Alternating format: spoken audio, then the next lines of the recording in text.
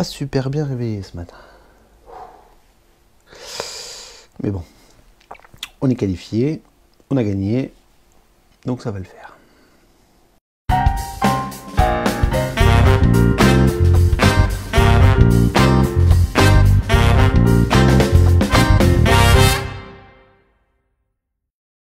Salut tout le monde, salut les monégasques. Bienvenue pour une nouvelle vidéo, la première de la nouvelle année 2020. D'ailleurs, je souhaite à tout le monde une bonne année, une bonne santé, enfin tous les vœux qu'on peut souhaiter habituellement. Et puis surtout pour nous, les monégasques, je nous souhaite une belle année de victoire, une année de podium, d'Europe et de renouveau.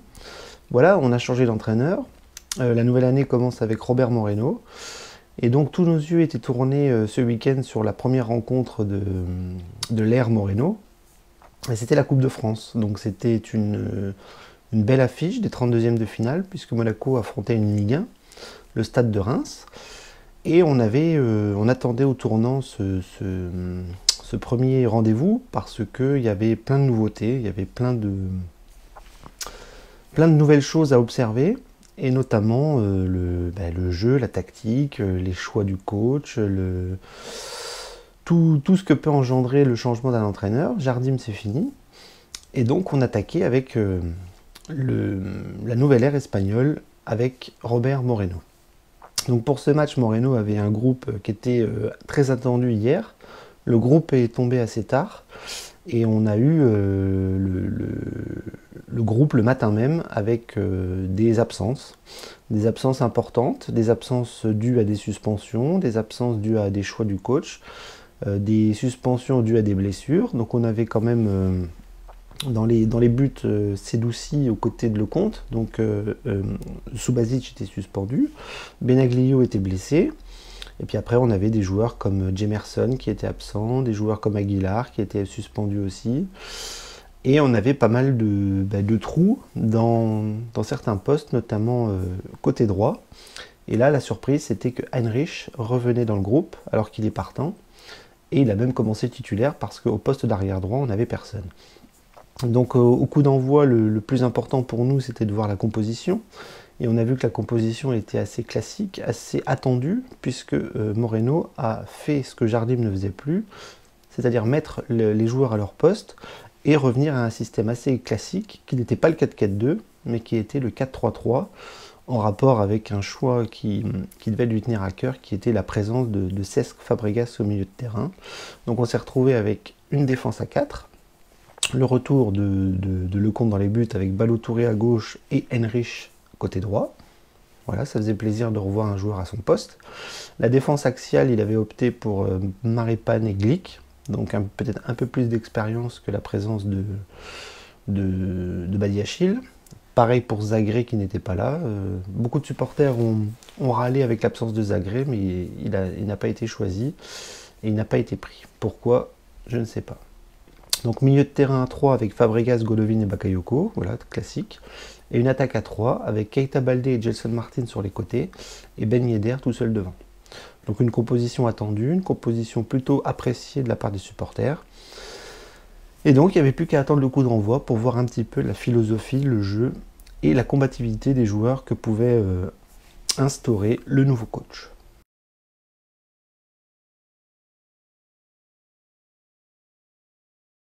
Alors durant tout le match, on a pu voir que l'ère Jardim était bien terminée et qu'en une semaine, Moreno avait pu imposer des consignes assez claires. Il l'avait martelé en conférence de presse, il l'avait bien expliqué dans les différentes interviews. Et en fait, lui, ce qu'il veut, c'est la position de balle, c'est le jeu, c'est le pressing collectif, c'est le pressing haut, c'est de jouer, ne pas être attentiste, ne pas courir après le ballon, essayer d'avoir la maîtrise du jeu. Ce qu'on a plutôt vu dans la rencontre, même si on va voir qu'il y a eu des hauts et des bas, notamment sur le plan physique, et que la possession de balle a été plutôt en la faveur de Monaco en première mi-temps.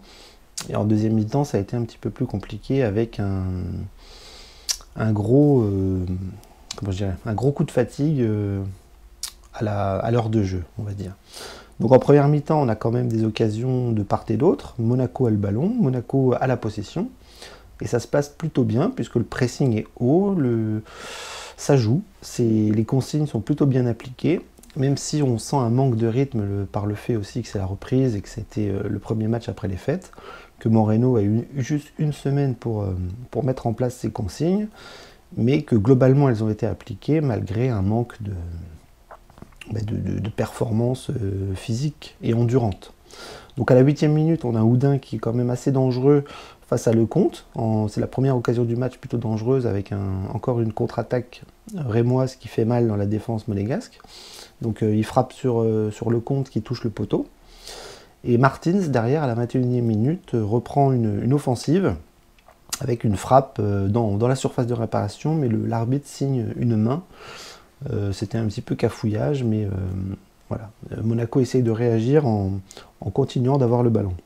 27e minute, on a Golovin qui s'essaye aussi dans la surface avec une sorte de pointu, voilà, qui n'arrive pas au bout. 35e minute, Golovin, encore lui, qui s'écroule dans la surface de réparation et qui demande un penalty. Alors, bon, l'arbitre a été très, très en difficulté dans ce match, mais le penalty pour moi n'est pas flagrant. Mais voilà, il n'y a pas de VAR, il n'y a pas de vidéo, et dans ce genre d'hésitation, l'arbitre a dit non, et Golovin n'a pas le penalty. On va voir que des penalties, on va y revenir en deuxième mi-temps, c'était une vraie histoire de penalty ce match. Et enfin, juste avant la mi-temps, à la 44e minute, on a encore Gelson Martins qui centre, très très beau centre dans la surface, centre fuyant voilà, vers le deuxième poteau, mais malheureusement, il n'y a personne qui arrive à reprendre le ballon. Et Monaco arrive à la mi-temps avec un 0-0, plutôt dominé, voilà, enfin plutôt dominant, par contre, Monaco est plutôt dominant, et domine donc Reims, au moins dans la possession de balle, malgré quelques contre-attaques qui auraient pu être dangereuses pour Reims. Alors la deuxième mi-temps a été vraiment riche, pour le coup il y a eu beaucoup plus d'espace. Monaco a essayé de garder le ballon dans le premier quart d'heure, mais s'est vite écroulé physiquement et a un petit peu fait n'importe quoi en fin de match. On va voir qu'on a retrouvé un petit peu les lacunes de l'ère Jardim. Et je pense que c'est normal, puisque voilà, c'est le début c'est la reprise, c'est le début des entraînements avec Moreno, c'est le début d'une nouvelle philosophie. Et donc voilà, ça a été compliqué en deuxième mi-temps, mais il y a eu beaucoup plus d'occasions du coup. Et Monaco s'en est sorti comme on va le voir. Hein, le résultat et le dénouement, vous le connaissez. Donc à la 47e minute, on a un sauvetage de Glick sur Oudin d'entrée de jeu. Voilà, une très, très bonne performance de Glick qui s'impose sur des ballons assez dangereux. 55e minute, on a une parade du gardien rémois sur une frappe de Henrich. Voilà, une sorte de cafouillage dans la surface où le ballon arrive en retrait et Henrich fait une super frappe sur le gardien. Donc toujours 0-0. 57e minute, on accélère quand même pas mal. Monaco reprend un petit peu cette philosophie d'agression collective avec le pressing haut. Et donc on écarte, on centre. Ça j'ai apprécié quand même le fait que Reims est une belle équipe et que Monaco a quand même dominé sur pas mal d'offensives, avec beaucoup de centres, beaucoup de tentatives offensives, mais qui n'arrivaient pas forcément. Et il y avait une forme encore de stérilité devant le but. Mais à la 61e minute, à l'heure de jeu, on a Baldé qui marque un super but avec un pressing haut, comme je viens de le dire. C'est Fabregas qui récupère le ballon, qui donne à Ben Yedder. Ben Yedder qui fait un petit centre en cloche. Et là, Baldé Keita qui nous refait comme contre Lille, une super détente, et de la tête, va placer le ballon côté droit. Et le gardien ne peut rien faire. Ça fait 1-0 pour Monaco. Et on est bien. On ouvre la marque et on se dit que si on continue comme ça, on peut remporter le match de façon assez tranquille. Donc manque de bol, à l'heure de jeu, comme je vous ai dit, on recule. On commence un petit peu à taper dans le rouge physiquement. Et à la 69e minute, on a une égalisation. On a l'égalisation classique du côté de Monaco qui fait qu'on fait encore une erreur défensive.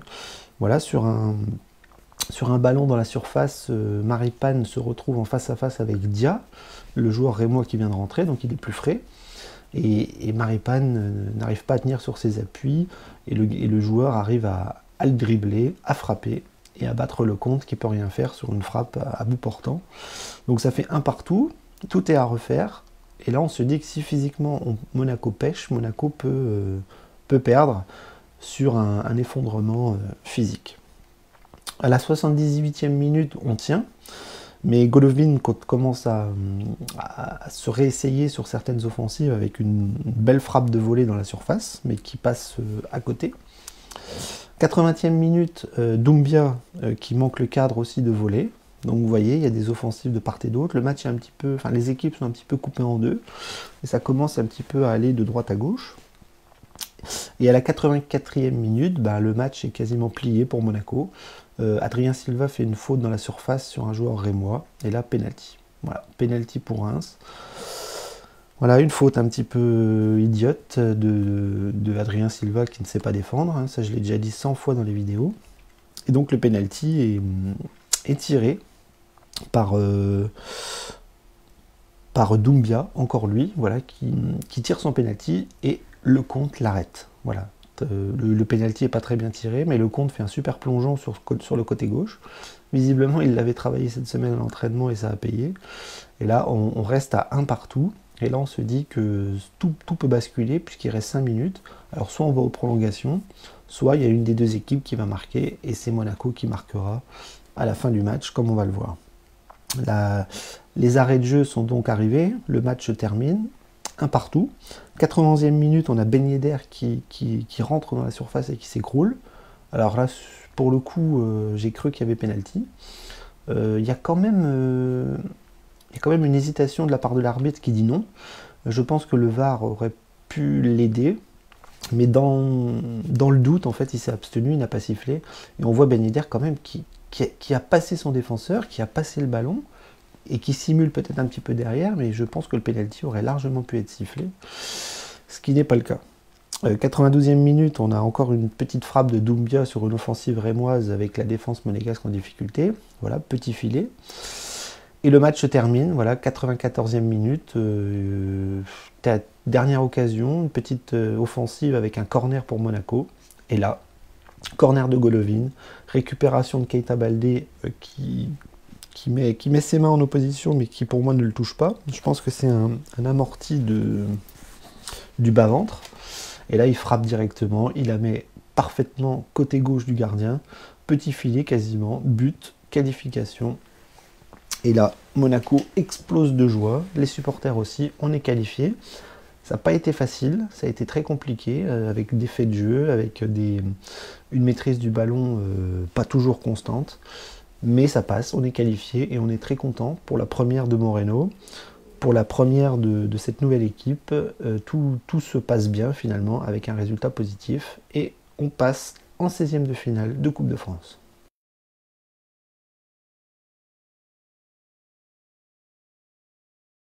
Alors on va faire une analyse rapide des joueurs parce que là pour le coup c'est très intéressant de revoir les performances individuelles et collectives de tout le monde, puisque là le nouveau système de Moreno n'est plus celui de Jardim, et donc on a pu voir des joueurs qui ont finalement pris de la valeur dans cette nouvelle philosophie, et des joueurs par contre qu'on a un petit peu moins vus, contrairement à ce qui se passait avant.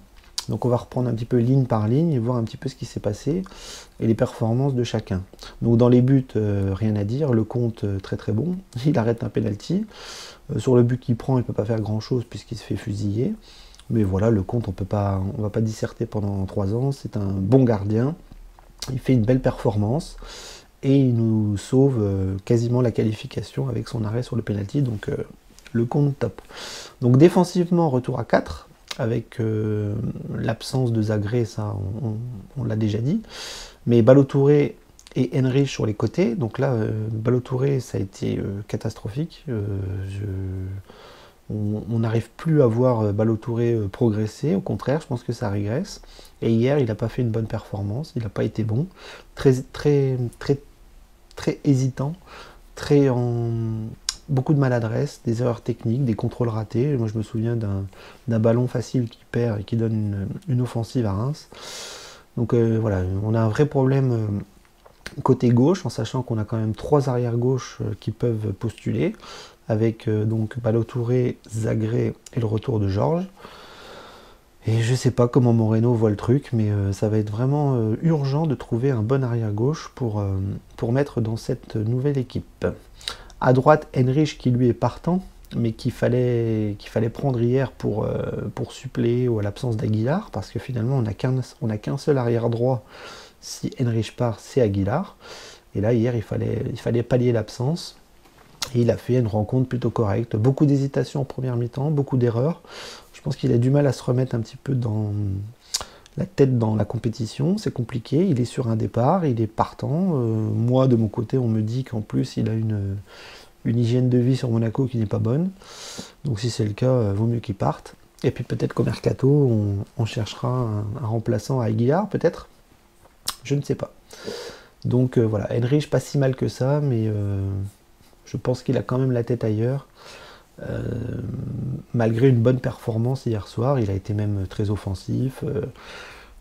Il a été quand même correct pour un match de reprise pour sa part. Enfin, un match de sa part qui était quand même correct. Défense centrale, alors là on a eu le jour et la nuit, c'est-à-dire que Glick lui a fait un très bon match, très très bon match, il a été présent sur beaucoup d'aspects et d'occasions. Défensivement il était présent sur les coups de pied arrêtés, il a été physiquement aussi là, présent, contrairement à Maripane qui lui, je l'ai trouvé beaucoup trop lent, beaucoup trop faible et pas assez patron dans la surface défensive, et ça c'est vraiment problématique parce que on n'est pas assez costaud défensivement quand des joueurs comme ça sont pas au niveau dans les performances. Glick très bon, Maripane pas bon, et Maripane c'est pas la première fois qu'on le dit, donc il y a un moment donné il faut peut-être se poser la question du niveau du joueur, le niveau global du joueur. Milieu de terrain, donc là on avait une vraie révolution avec le retour d'un milieu à plat à 3.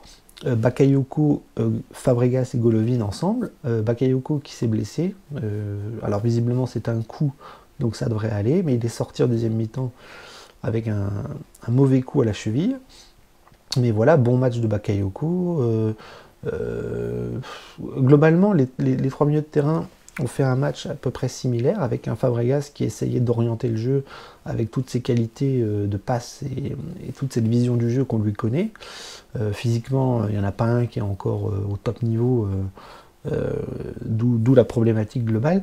Mais Golovin, voilà, très, très présent, très offensif, vraiment sur tous les coups, mais avec un manque de finition comme on a l'habitude de le voir. Donc vous voyez, ça a été une performance moyenne plus en fait du milieu de terrain globalement, parce que ces trois-là vont devoir, je pense, trouver des automatismes rapidement. Jardim jouait plus à 2 que Moreno, qui lui a décidé de jouer à 3. Et donc voilà, Fabregas, Golovin, Bakayoko, il va vite falloir qu'ils trouvent des automatismes avec un gros travail à l'entraînement pour pouvoir suivre physiquement. Tout ça qui nous fait dire que il y a encore du boulot dans ce milieu de terrain. Mais bon, globalement, il a été plutôt correct face à une équipe de Reims, je le répète, qui est pas facile à manœuvrer. Et puis devant, c'est aussi la révolution avec un retour à des postes, on va dire entre guillemets normaux, c'est-à-dire Keita Baldé côté gauche et Gelson Martins côté droit. Mais Gelson Martins qui n'a plus à défendre, mais qui doit maintenant se concentrer sur l'attaque. Et pour le coup, Gelson, ça a été compliqué parce qu'on a retrouvé un petit peu un Gelson maladroit dans le dernier geste, devant le but. On a vu des attaquants et des milieux de terrain qui voulaient garder le ballon, mais qui aussi, dans la surface de réparation, voulaient garder le ballon. Donc peut-être un petit peu plus de... Ça manque de naturel un petit peu dans les offensives. On a trop cette envie de garder le ballon, balle au pied, de rentrer dans la surface, voire de rentrer dans le but avec. Je pense qu'il faut plus centrer, il faut plus prendre de risques offensifs, quitte à frapper de loin, quitte à mettre des centres un peu plus rapides. Là, ça gardait vraiment beaucoup trop le ballon et on se retrouvait avec des Gelson Martins qui rentraient dans la surface, qui essayaient de jouer avec des passes courtes, des 1-2, et du coup, des fois, il se retrouvait à des moments où il fallait qu'il frappe, il frappait pas et ça gâchait un petit peu l'offensive. Donc Gelson Martins, voilà, très actif, mais toujours un peu maladroit dans le dernier geste. Keita Baldé, lui, c'est l'inverse. Pour le coup, il a été décisif, il a été très actif, il a bien gardé le ballon, il a fait mal aux défenseurs et en plus, il a marqué 2 buts, un de la tête et un sur une belle frappe en fin de match. Donc voilà, il y a eu un petit contraste entre les deux ailiers, avec un Baldé décisif et un Gelson Martins qui lui pour le coup ne l'était pas. Et enfin Ben Yedder qui lui retrouve un poste un petit peu ingrat, puisque dans ce 4-3-3 il se retrouve un petit peu seul devant.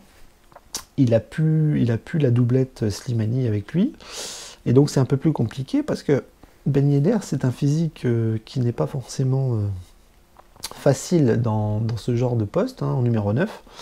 Il est obligé de faire beaucoup de choses tout seul. Il est obligé de faire des courses à tous les niveaux, des appels, il est obligé de couvrir son ballon, il est obligé d'avoir une palette beaucoup plus large que d'habitude, et du coup, des fois, il est un petit peu isolé, il n'a pas forcément les bons ballons. Alors les ballons aériens, Ben Yedder, c'est compliqué parce qu'il mesure 1,50 m, donc c'est un rôle un peu ingrat pour lui, et on a vu qu'il n'a pas marqué, qu'il n'a pas eu d'occasion franche, donc du coup, ça donne un poste qui, pour moi, sous l'ère Moreno, va être un peu plus compliqué pour Ben Yedder si on reste dans ce schéma-là. En fin de deuxième mi-temps, on a vu que Moreno a fait rentrer Jovetic, et là, on retrouvait un 4-4-2 qui, pour moi, je pense, est beaucoup plus adapté au style Ben Yedder, quoi. Voilà. Donc, match compliqué pour Ben Yedder, et qui s'est retrouvé un petit peu, entre guillemets, fantomatique sur les offensives.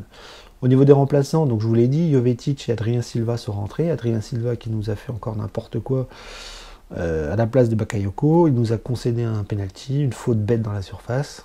Et puis pour le reste, on n'a pas vu grand chose. Je sais que pas mal de supporters l'apprécient, mais moi j'ai vraiment du mal avec ce joueur que je trouve très sympathique, mais qui est un petit peu limité footballistiquement, je trouve. Et puis Jovetic, voilà, le plaisir de voir Jovetic rentrer 10 minutes. Il n'a pas fait grand chose, il a essayé de faire des appels, il a essayé de peser sur la défense en fin de match, mais il n'a pas eu d'occasion, il n'a pas marqué, et il ne s'est pas créé d'occasion franche. Voilà, je crois qu'il n'y a eu que ces deux-là en remplaçant. Et donc voilà, donc globalement une performance collective plutôt correcte parce que les consignes ont été appliquées. Difficile sur le plan physique parce qu'on s'est un petit peu écroulé à l'heure de jeu, et puis encore un aspect défensif à travailler, à soigner, tout comme l'aspect offensif où il faut être beaucoup plus tueur dans cette nouvelle organisation. Voilà, je crois que j'ai fait le tour. Voilà, rien d'autre à ajouter.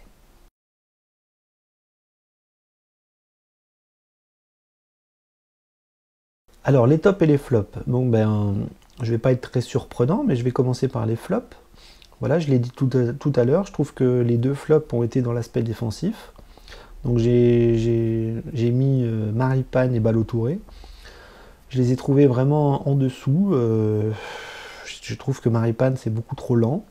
Ballo-Touré, c'est pas une histoire de lenteur, lui pour le coup c'est une histoire de technique, balle au pied, une histoire de QI un petit peu football, voilà, beaucoup d'erreurs de pied, des mauvais choix, des passes à l'adversaire, des cartons encore pris. Je crois qu'il a pris un jaune encore hier sur une faute bête. Donc voilà, il fait beaucoup de bêtises, Ballo-Touré, et ça commence à se voir parce que il apporte très très peu offensivement. Hier c'était un peu lent, il a essayé de centrer, des centres qui n'arrivaient pas forcément à destination. Donc c'est compliqué, c'est vraiment compliqué. On a du mal à trouver un arrière-gauche correct à l'AS Monaco en ce moment. Et Ballo-Touré ne donne pas satisfaction, et il donne même l'impression de régresser, et c'est embêtant. Maripane pareil, trop lent, se faire éliminer sur le but de cette façon, c'est absolument pas normal. Il faut absolument que les défenseurs travaillent le côté physique, le côté voilà, d'être beaucoup plus solide derrière pour arrêter de se prendre des buts de ce niveau-là, parce que c'est assez humiliant et c'est pas du tout rassurant sur l'aspect défensif de l'équipe. Voilà, donc Ballo-Touré et Maripane dans mes flops hier. Bon au niveau des tops, voilà, pas beaucoup de surprises. J'ai mis Keita Baldé et Benjamin Lecomte. J'aurais pu mettre Glick qui a fait un bon match, je trouve. On l'a assez critiqué pour souligner quand il fait un bon match. Mais là, j'ai voté Lecomte parce que Lecomte a été décisif. Il a arrêté un penalty. Et ça, c'est très important dans ce genre de match, surtout des matchs à élimination directe où la coupe, ça pardonne pas. À 1-1, à 5 minutes de la fin, quand vous arrêtez un penalty, c'est exactement comme si un attaquant marquait un but.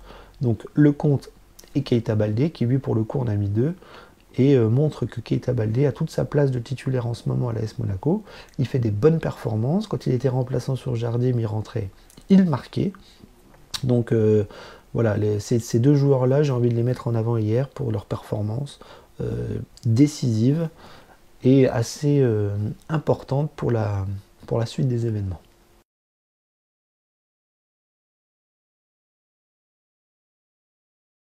Bien, et bien, que dire?